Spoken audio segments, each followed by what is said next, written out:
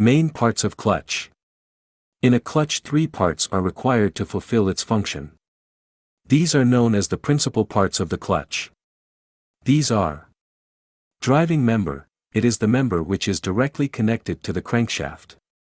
The driving member consists of a cover which carries the pressure plate, driving disc, the pressure springs and the releasing lever. This entire assembly is bolted on the flywheel and rotates with engine all the time. The flywheel and the pressure plate grip the driven member between them under the action of the pressure spring.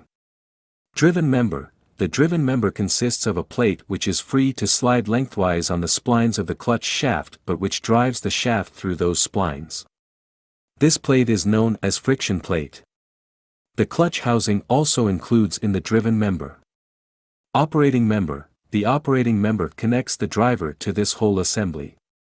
It consists the foot pedal, the linkage, the release lever and springs necessary to ensure proper operation of the clutch. Please subscribe to Purushotam Academy for more videos.